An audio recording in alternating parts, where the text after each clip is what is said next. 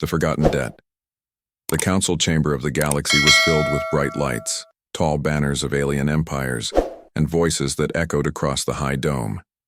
Dozens of species sat in rows, their eyes fixed on the central podium.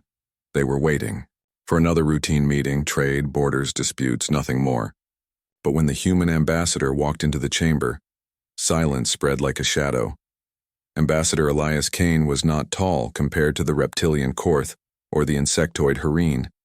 His frame was lean, his steps calm, but there was something in his eyes, something steady, unshaken, that made the others restless. Humans were still considered young in the galactic community, a species with little history compared to the empires that ruled for thousands of years. To most, they were small players, tolerated but not feared. Kane reached the center, his voice strong and clear. "Centuries ago," he began, "one of your kind gave something to humanity, a gift, a favor, a lifeline when our people were weak and forgotten. We never repaid that debt." The chamber shifted with confusion. Murmurs rose, translators flashing in dozens of languages. What debt? What was he speaking about? Many aliens frowned, some hissed. For them, debts were numbers, trade contracts, or alliances written in cold words. To hear a human speak of a centuries-old promise sounded absurd. Kane's voice did not falter. "Today, we return that debt. Humanity has not forgotten. Humanity never forgets." The silence that followed was heavy. Even the buzzing translators seemed too loud. At the far end, Counselor Vera of the Zorath Empire leaned forward, her scales glittering under the chamber lights. Her voice was sharp. "What nonsense is this, human? What debt are you speaking of? Your people are insignificant. If someone gave you a gift, it was long forgotten." But Kane only looked at her with calm eyes. "Not forgotten by us?" He turned and walked out of the chamber, leaving behind a silence that was more dangerous than shouting. Later, whispers traveled faster than light. From station bars to military outposts, every species repeated the same question. What are the humans doing? What debt were they speaking of? The Korth generals laughed, calling it a bluff. "The humans play with words," they said. "They want attention." The Hareen thought it was politics, an attempt to gain more seats in the council, but not everyone laughed. The old races, those who lived long enough to remember, felt a cold shiver.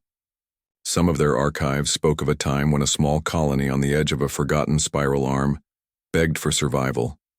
A small favor had been given, perhaps food, perhaps protection. Nobody remembered the details. Nobody except the humans. On Earth, the skies were alive with movement. Fleets left orbit quietly without announcements. Cargo ships carried sealed containers toward unknown coordinates. Mining colonies reported sudden withdrawals, as if entire industries were shutting down overnight. Ordinary humans carried on with their lives, but in hidden bases and old fortresses, the military and scientists worked in silence. Generals gave no speeches. Leaders issued no broadcasts. They simply prepared. In the black void near Jupiter, an old station powered up after centuries of sleep. Its lights glowed red, sending a signal into the dark. Somewhere beyond the galactic rim, something answered. Rumors grew like wildfire. A trader swore he saw a human ship vanish into a wormhole not mapped on any star chart. A soldier claimed a convoy carried ancient relics sealed in metal cases. A council spy whispered that humans were contacting someone, or something, that should not exist. Fear was a seed, and now it had been planted. In the council, meetings turned into arguments. Some empires demanded that humans explain themselves. Others called for sanctions, even war. But the humans remained silent. Their ambassador did not return to the chamber. Instead, across space, messages appeared on abandoned channels. Old codes, forgotten signals. Each one carried the same words. The debt is being repaid.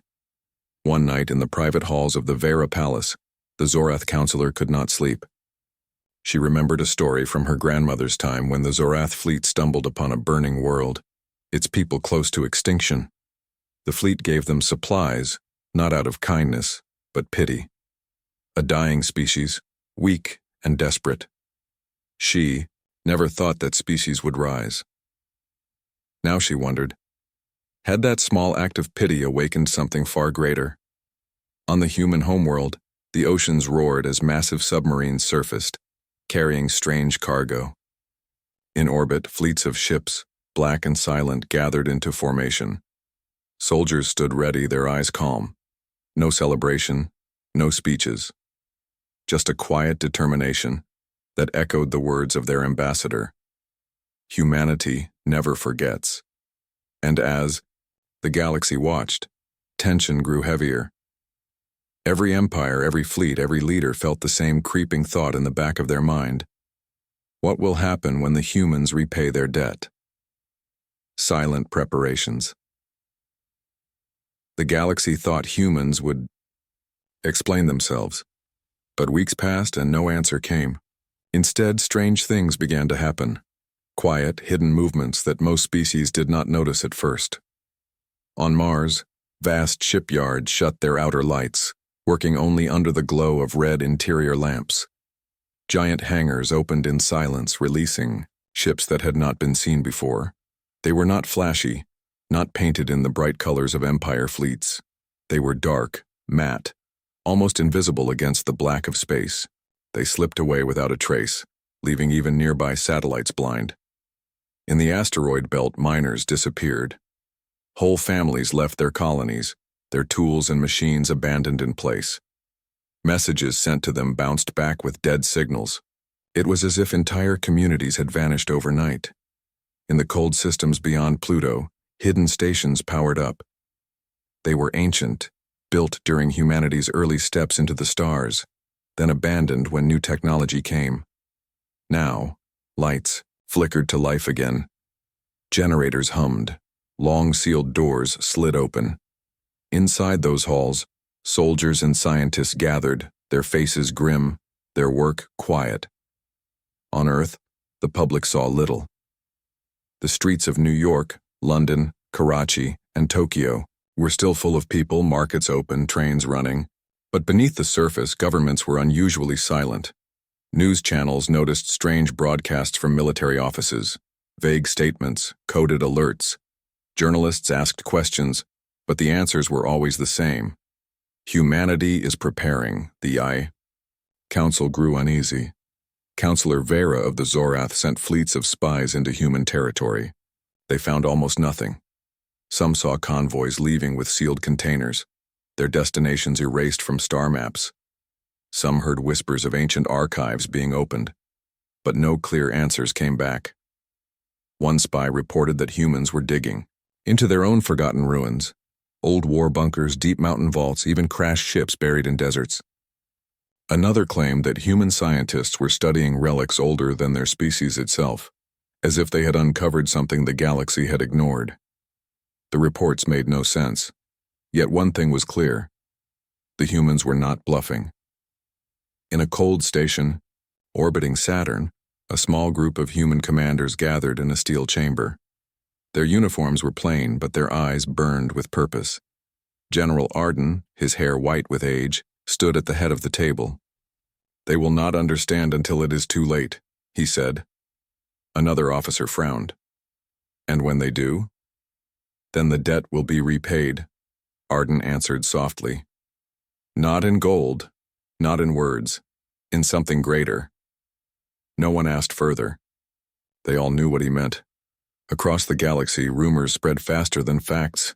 Traders swore they saw strange human ships traveling through hidden wormholes. Some said the ships carried massive containers pulsing with energy. Others claimed the ships were escorted by machines that were not built by humans, or by anyone alive. In the bars of spaceports, whispers filled the air. The humans are building something. They're calling someone. They're awakening something old. Even the mighty empires felt unease. The insectoid Hareen Council debated launching a preventive strike, but their generals shook their heads. "We do not know where to strike," one admitted. "They hide too well." The reptilian court dismissed the fear at first, calling humans storytellers playing at soldiers. But when their long-range sensors detected entire sectors going dark around human colonies, even they grew quiet. Meanwhile, on Earth, deep in the frozen Arctic, a black vault was opened for the first time in centuries. Inside lay artifacts wrapped in metal and stone, glowing faintly with power. Scientists approached them with care, their hands trembling. Symbols carved into the objects were not human, not from Earth, not from any known species. "Do you think they'll understand what this means?" one scientist whispered. General Arden, watching from behind, shook his head. "They don't need to understand," he said. "They only need to see." In the council chamber, light years away, alien leaders argued endlessly. Should they confront the humans? Should they send fleets or wait? The oldest among them, the ancient Serath, whispered a warning. "You laugh at humans because they are young, but you forget. Youth remembers favors more fiercely than age. If they said they are repaying a debt, then something has already been set in motion, and it will not stop." The chamber fell silent. As weeks turned into months, the signs became impossible to ignore. Human fleets gathered in black silence. Star systems near Earth reported strange energy waves. Abandoned colonies hummed with hidden power. And then, one night, an old signal was broadcast across the galaxy, low, steady, ancient.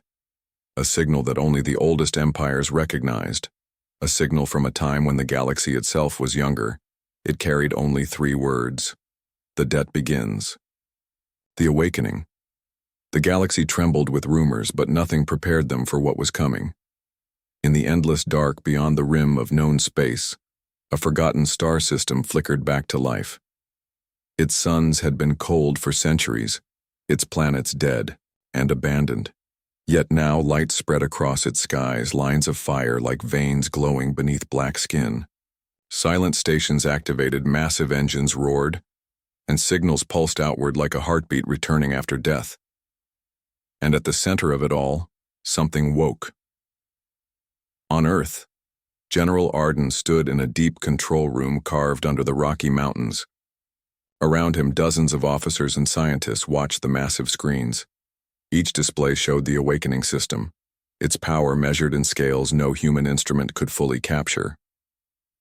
One young officer whispered, "Sir, are they really going to answer?" Arden's voice was calm. "They already have." The officer fell silent. Across the galaxy, sensors screamed. Empires scrambled as their satellites picked up the same readings. Unfamiliar energy waves older than their oldest archives. Some claimed it was impossible. Others whispered an even greater fear. Something that should not exist anymore now breathes again. In the Zorath capital, Counselor Vera stared at her display with cold dread. "It cannot be them," she whispered. "They were gone. Extinct." Her advisors said nothing. They all knew the truth.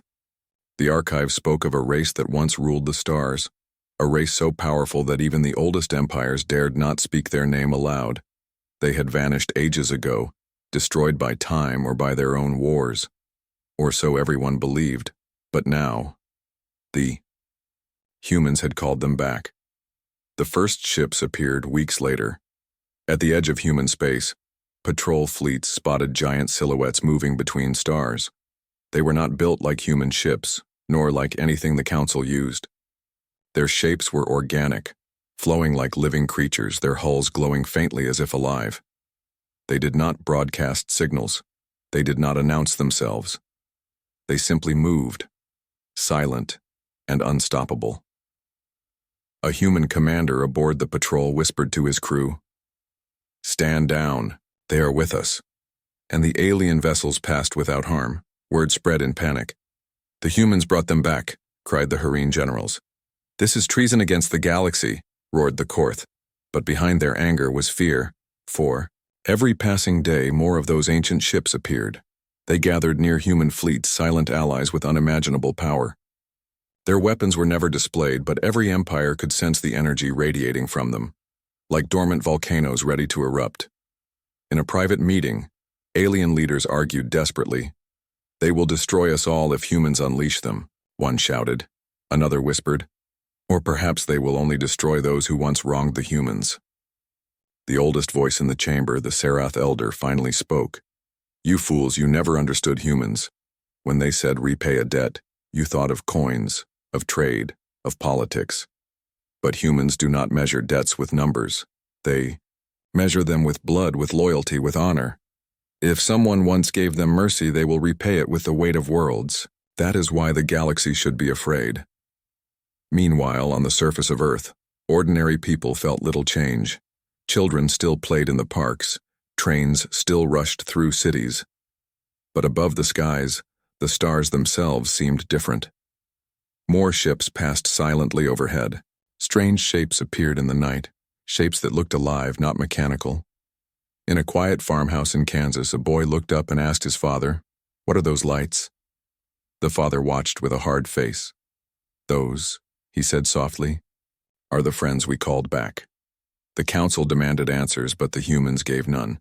The ambassador who once stood in the chamber never returned. Instead, more signals pulsed across the stars. Short, steady, undeniable. The debt is awakening. Then, the first true glimpse came. Near the Orion Gate, an ancient alien armada tried to block the passage of the awakened ships. Thousands of warships formed a wall of firepower, ready to demand inspection or force them back. The awakened ships did not slow. The blockade opened fire, beams, missiles, plasma storms. The void itself shook with light. But when the light faded, the ancient ships remained untouched. Not a single scar marked their surfaces. And with one blinding pulse they responded, not with weapons, but with a wave of energy so massive that the alien fleet simply shut down. Engines died, weapons went dark, shields collapsed. Thousands of ships floated powerless like toys abandoned in a storm. The awakened ships passed silently through the wreckage. Not a single human vessel lifted a weapon. Not a single word was spoken. The galaxy watched, horrified. On Earth, General Arden received the report. "They moved," his officer said, his voice shaking. Arden closed his eyes. "Then it has begun." And somewhere beyond the stars, the debt, the forgotten promise of humanity, was now fully awake. The terror spreads. The galaxy had seen wars before. Empires had risen and fallen. But nothing compared to the silence that followed the passage of the awakened ships. No blood spilled, no explosions, no wreckage, just fleets of proud empires drifting powerless, stripped of their strength like children caught in a storm. The story spread faster than light. Every trader, every soldier, every citizen heard the same words. The humans have allies that cannot be stopped. In the council chamber, chaos reigned. Alien leaders shouted over one another. Some demanded immediate war against humanity. Others called for surrender before it was too late. Fear turned even the proudest empires into desperate voices. Counselor Vera of the Zorath slammed her claws against the table. "Do you not see? Every day they grow stronger. If we do nothing, humanity will not just repay a debt. They will control us all." But the Serath Elder, calm and ancient, shook his head. "No. You still do not understand. They are not seeking control. They are proving something. This is not conquest. It is message." "A message?" Another counselor spat. "They call back nightmares and you call it a message?" The elder's eyes glowed faintly. "Yes, a message carved in terror." Across the stars, terror indeed spread. Entire planets evacuated at the rumor of an awakened fleet passing near. Civilizations shut down trade routes, abandoning stations rather than risk being in the path. Whole sectors of space fell silent, as if the galaxy itself held its breath. On mining colonies near Vega, workers fled their stations when strange shadows crossed the skies. They left ships half-loaded, drills still running, alarms echoing through empty tunnels. On a lush alien world, children pointed at the night sky where enormous silhouettes glided past, glowing faintly like living mountains. Their parents pulled them inside, whispering prayers to gods that had not answered for centuries. Meanwhile, the humans remained calm. Their fleets moved in silence, their leaders gave no speeches. The awakened ships traveled alongside them, never attacking, never speaking, only watching. And that silence was worse than war. Generals of other empires demanded to know, why do the humans not boast? Why do they not announce their power? But deep inside, every species knew the answer, because the humans did not need to. On Earth, Ambassador Kane finally appeared again, broadcasting a single message to the Council. His voice was calm, almost gentle, but each word struck harder than a fleet of warships. You gave us life once when we were weak. You saved a broken species on a dying world. We repay that mercy now with strength. The debt is no longer yours to carry. It is ours, and the galaxy will never forget. He said nothing more. The transmission ended, leaving the chamber in stunned silence. Panic broke across empires. The Korth deployed massive fleets to their borders, yet none dared cross into human space. The Hareen sent diplomats begging for clarification, but they received no response. The smaller races hid, sealing themselves inside their worlds. Even the mighty Zorath began moving their civilians into deep underground bunkers, whispering that the end of the galaxy had come. And yet not a single awakened ship fired a weapon. They simply moved, slow, patient, unstoppable. They traveled from system to system, each time accompanied by human fleets. Wherever they passed, fear followed like a shadow. Entire star lanes went dark. Economies collapsed as trade froze. Armies stood ready, but none dared to fight. The galaxy lived in terror not because of destruction, but because of waiting. Waiting for the moment the humans would finally command their allies to act. In the hidden halls of Earth's command center, General Arden stood with his officers watching the fear spread. They're terrified, one officer said quietly. Entire empires are breaking without a single shot fired. Arden nodded slowly. Fear is the sharpest blade, and humanity has learned how to wield it. Another officer frowned. Sir, what if they strike first? What if fear turns to desperation? The general's eyes hardened. Then they will see what repayment truly means. Meanwhile, on a forgotten moon near the Galactic rim, one of the awakened ships landed for the first time. Its massive form lowered onto the gray soil, glowing softly. A single figure stepped out, tall, alien, older than recorded history. The moment was captured by hidden probes and broadcast across the galaxy. Billions saw it, a being thought extinct, now walking beside humans as an ally. The galaxy quaked. And in that quake of fear, one truth settled into every mind. Humanity had changed the balance of the galaxy forever. They had repaid their debt. But the cost of that repayment was terror carved into the heart of every empire. Humanity's legacy, the galaxy had grown quiet. Trade routes stood empty. Fleets sat idle, afraid to move. Whole civilizations whispered in the dark, waiting for the humans to speak again. It was no longer a question of power. Everyone had seen it, the unstoppable fleets, the ancient allies, the terrifying silence. The question was now why? Why had humanity done this? At last, the humans answered. A grand broadcast spread across the council chamber, carried on every channel, every frequency. Ambassador Elias Kane stood once more at the center podium. But this time the chamber was not filled with noise. Every species watched in silence, some with fear, some with awe, all with unblinking eyes. Kane's voice was steady. Centuries ago, when our people were nothing, when our skies burned and our children starved, one empire gave us a gift. You did not expect repayment. You thought we were too small, too weak, but we remembered. We always remembered. The words cut through the chamber like a blade. Many lowered their eyes, ashamed. Others clenched their fists, furious at the reminder. Kane continued. You measure debts in coins, in territory, in treaties. We measure them in loyalty. You thought us young, but that is why we remember best. And now, the debt has been repaid. Not with words, not with wealth, but with strength. The allies you see beside us once gave mercy. Today we honor it. Today the galaxy remembers their name again. He raised his hand, and the hollow behind him shifted, revealing the towering figure of the awakened being who had walked on the forgotten moon. Its eyes glowed like twin suns, its presence alone enough to make the chamber tremble. "This is not conquest," Kane said. "This is remembrance." The chamber erupted into murmurs, fear tangled with awe. Some shouted that humanity had doomed them all. Others whispered that humanity had saved something the galaxy had lost forever. But Kane spoke over them all. "You fear us. That is natural. You should. But understand this. If humanity can rise from nothing, if humanity can repay a debt after centuries, then what else do you think we will do for those who stand with us? We are not a species that forgets.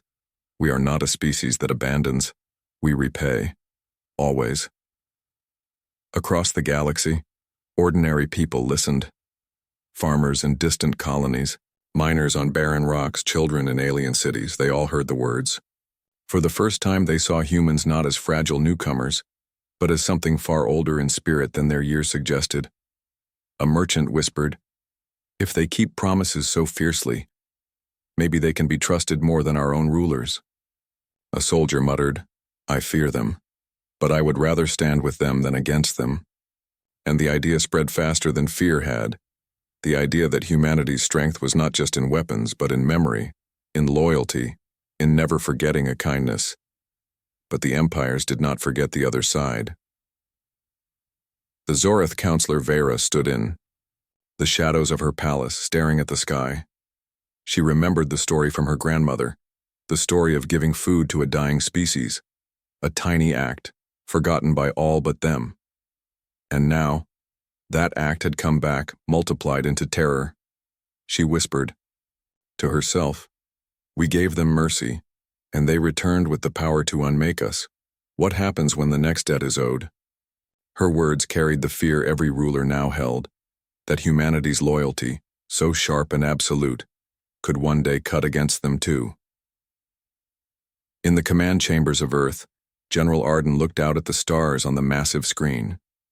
He did not smile, did not gloat. His voice was calm as always. "The debt is finished," he said. "The galaxy will remember." One of his officers asked quietly, "Sir, what happens now?"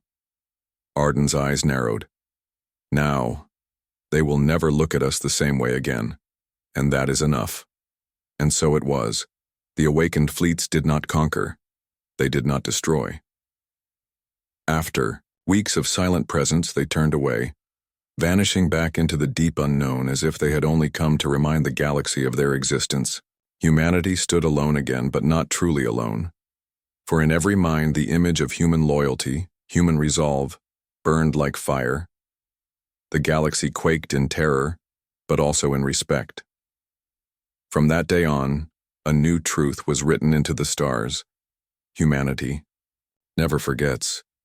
Humanity always repays, and in the hearts of rulers and citizens alike, one warning echoed endlessly: be careful what you give a human. One day they will give it back, multiplied beyond imagination.